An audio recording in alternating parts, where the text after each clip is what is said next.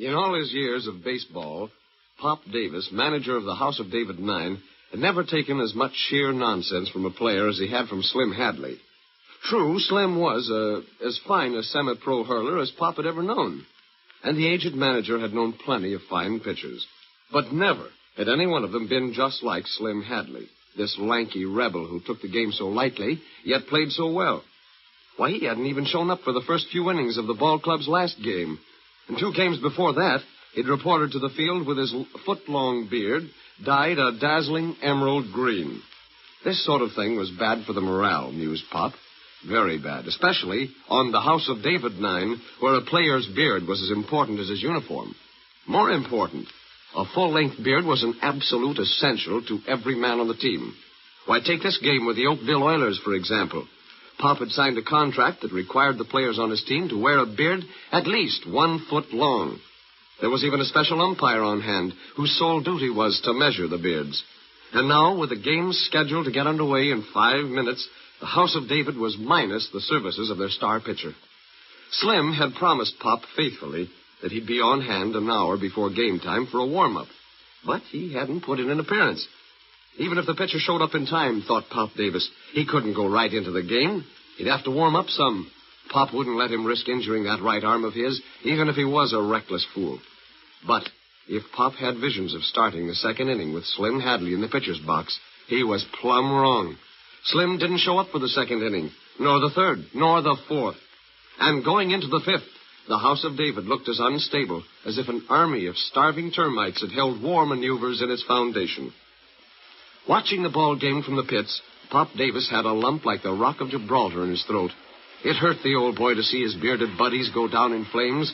Here they were trailing by 3 runs, with the Oakville Oilers clicking like a fine watch, and playing with a fervor surpassed only by Pop's muttered avowals to skin Slim alive for letting his teammates down this way. Oh!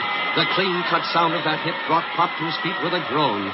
He watched in dismay as an Oakville batter raced around the bags for a home run. Now his lads were trailing by 4 runs, 4-0, and the game not half over. Pop's knees sagged weakly. He sat down to reconcile himself to what would probably be the worst shellacking in the annals of baseball. And to think that this had to happen to him, just when he was being considered for a managership on one of the nation's leading pro ball clubs. The years he'd been putting in, working his way up from a bat boy to what? Pop Davis's destiny rested in the hands of one Slim Hadley, who at this very moment was probably lying under a table in the pool hall. Oh! There it was again. And listen to the crowd. That old cry, everybody hits. Yeah, and Pop Davis was taking those hits right on the chin. Well, that wasn't so bad. The center fielder had raced back near the fence and pulled in that last hit as neatly as if the ball were a pigeon coming home to roost. Well, that's 2 away, muttered Pop. Maybe some of the boys are tightening up. Maybe we'll win this game without Slim. Oh, if only we could do that.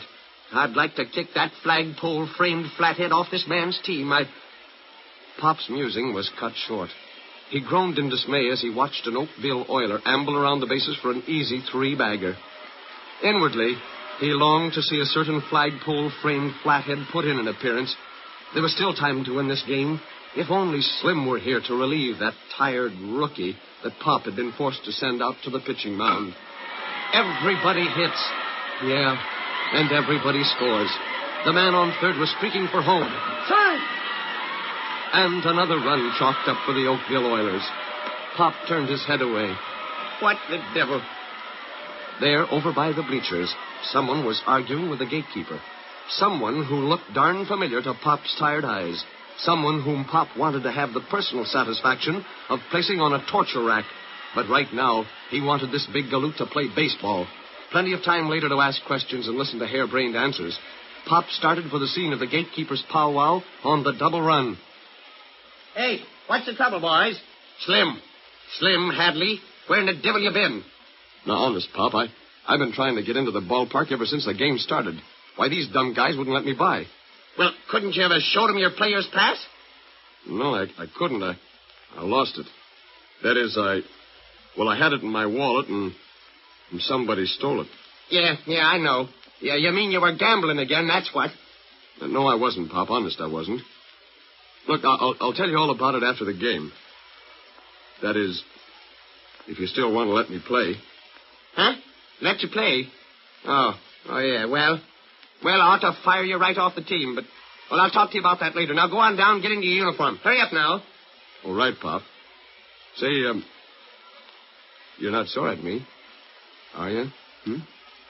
And why should I be? Don't you think we can get along without you? Just remember this, Slim.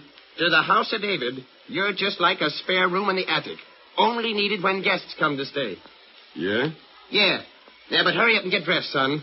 5 of those guests have crossed the home plate already. Correction, 6. As Slim Hadley hurried off to the dressing rooms, Pop started back to the pit. Remembering that the blundering gatekeepers were partially responsible for his star pitcher's 6th-inning arrival, he paused to snap a few words of them over his shoulder. Can't you clucks recognize a ball player when you see one? One of the bewildered gatemen ventured a defense. Well, shucks, he didn't have his pass with him. Well, so what? Couldn't you recognize Slim Hadley by his fiery red beard? Red? That guy's beard wasn't red. It's snow white. Yeah, and I ain't one of the 7 dwarfs, see? I'm not supposed to let anybody in the park without their showing a pass. All right. Go back to your gate. Gate?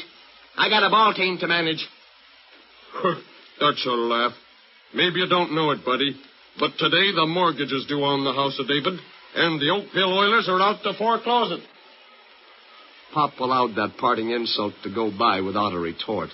He was worrying about other things. Things like Slim Hadley's beard. He'd been too excited to notice the color of the star hurler's chin bushes. But maybe they were white. Maybe Slim had gone on another spree and bleached his whiskers from red to white, all of which would turn Pop a sorry blue. For if this were the case, Slim might still be too shaky to play ball. The after effects of the sprees indulged in by that lanky chucker often kept him out of shape for days. Pop decided he'd better hike down to the locker room to determine what was what. Oh! Another hit, and the bat may just as well have been broken over Pop's bald head. It hurt that much. But wait a minute. That wasn't an Oakville batter who slammed that old horsehide over the fence. That was a House of David man, and he'd romped home with his whiskers blowing in the breeze. 1, 2, 6. The team must have seen Slim come on the field and head for that dressing room. The sight of his gangly form apparently had fired them up with renewed enthusiasm. That old ball game wasn't over yet, thought Pop. If only Slim is in the groove. As if mocking Pop's hopes for success, another dark cloud moved into the little manager's crowded mind. If Slim had bleached his beard, like the gatekeeper had said he did, maybe he trimmed it, too. Maybe he'd trimmed it below the required 1-foot length of the contract Pop had signed with the Oakville Oilers manager. Poor Pop Davis. His heart raced wildly. Why did everything have to happen to him? Wasn't he an old man? Hadn't he lived a good, clean sportsman's life? While he was turning all this over in his mind, the little manager was hurrying down to the locker room. Halfway down the stairs, he bumped into Slim coming up. Easy there, Pop. You trying to break my neck? Eh? Oh, it's you. Come on up here in the sunlight. I want to get a look at your beard. You did bleach it, didn't you? Now, look, Pop. Don't touch my beard, do you hear? You haven't trimmed it none, have you, Sam? Trimmed it? Well, of course not. Why? Well, because if it's shorter than 1 foot, you can't play. That's why. I signed a contract on that, Slim. Oh, you did, eh? Well, don't worry, Pop. I'll get by on the length. Yeah, sure you will. On the length? Say, there isn't anything else wrong, is there? I'll tell you about it later, Pop. I'm off to prop up the house of David. And that's just what Slim did. He didn't win that ball game single-handed, no. No, in fact, he made a few bad errors. But he fired his bewhiskered buddies up to such a fever pitch that they couldn't be beaten. The game ended in a near riot, and with the house of David on the long end of a 7-6 score. Pop Davis went wild with excitement. He forgot all about the things he was going to do to Slim. Besides, after the game, the locker room was jammed with enthusiastic fans and newspaper reporters. Pop decided there wasn't much room down there for his torture rack. He'd just have to forgive Slim again, I guess. That was all. Funny thing, though, all these people yelling for Slim, and he'd actually pitched the worst game of his life. Made lots of errors, too. Like the time he let that pop fly go through his hands. And instead of picking the ball up quick, he just stood there hanging onto his whiskers. Pop decided he'd have to ask Slim about that. He got his chance later that evening back in the hotel room. How come you kept hanging on to your whiskers that way, son? Don't you think you gave him enough attention when you bleached him white?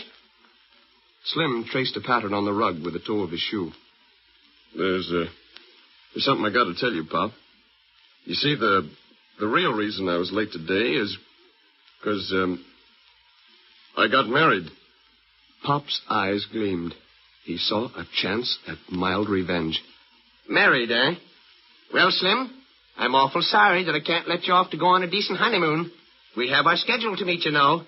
Yeah, I figured you'd say that, Pop. But, you may as well let me go, because... Well, just look what she made me do. She said she wouldn't marry me if I didn't. Pop's mouth dropped open. Then his heart sank down into his shoes until it crowded his feet. That Rock of Gibraltar lump came back in his throat and did several barrel rolls. And Pop Davis was staring unbelievingly at a star pitcher who couldn't legally play ball for the House of David again for some time to come. In fact, he'd been mighty lucky to get by the umpires today. It had been a mighty close shave. Slim Hadley was grinning at Pop Davis. Here, Pop. Incidentally, you can keep these false whiskers as a souvenir. They at least kept the House of David from falling today.